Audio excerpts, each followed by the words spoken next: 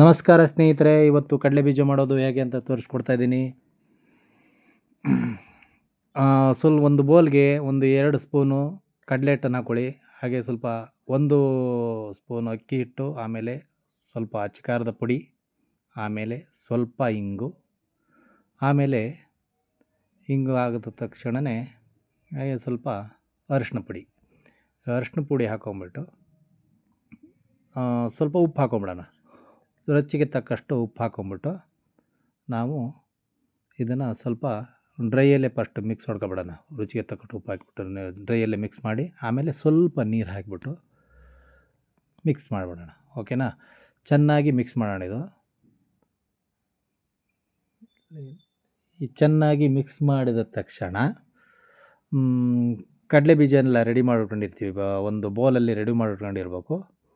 ಇದು ಮಿಕ್ಸ್ ಆದ ತಕ್ಷಣವೇ ನೆಕ್ಸ್ಟ್ ನಾವೇನು ಮಾಡೋಣ ಅಂದರೆ, ಕಡಲೆ ಬೀಜ ತಗೊಂಡು ಇದಕ್ಕೆ ಹಾಕಿಬಿಟ್ಟು ಚೆನ್ನಾಗಿ ಮಿಕ್ಸ್ ಮಾಡೋಣ.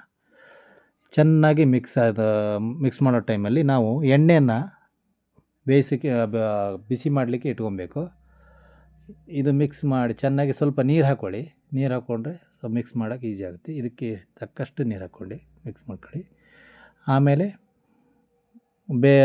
ಕಾದ ಎಣ್ಣೆಗೆ ಇದನ್ನು ಸ್ವಲ್ಪ ಉರಿ ಕಡಿಮೆ ಇಟ್ಕೊಂಡು ಈ ರೀತಿ ಉದುರಾಗಿ ಇದನ್ನು ಎಣ್ಣೆಗೆ ಬಿಡಬೇಕು.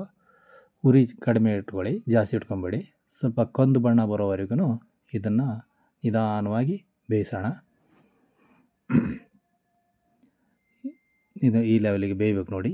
ಈ ರೀತಿ ಬಂದಮೇಲೆ ಸ್ವಲ್ಪ ಈ ಥರ ಲೈಟಾಗಿ ಕಂದು ಬಣ್ಣಕ್ಕೆ ಬಂದಿದೆ. ಈಗ ತೆಗೆಯೋಣ ಸ್ನೇಹಿತರೆ. ಇದನ್ನು ಒಂದು ಚೆನ್ನಾಗಿ ಡ್ರೈ ಆಗಿರೋ ಬಟ್ಟಲಿಗೆ ಇದನ್ನು ಕ್ಲೀನಾಗಿ ಎಣ್ಣೆ ಎಲ್ಲ ಬಸ್ಬಿಟ್ಟು ಹಾಕೊಂಬಿಡೋಣ. ಇದು ನೋಡಿ, ಮಕ್ಕಳಿಗೆ ತಿನ್ನೋಕ್ಕೆ ತುಂಬಾ ಚೆನ್ನಾಗಿರುತ್ತೆ. ಸಾಯಂಕಾಲ ಟೈಮಲ್ಲಿ ಟೀ ಜೊತೆಗೆ ತಿನ್ನೋಕ್ಕೆ ತುಂಬ ಟೇಸ್ಟಿಯಾಗಿರುತ್ತೆ.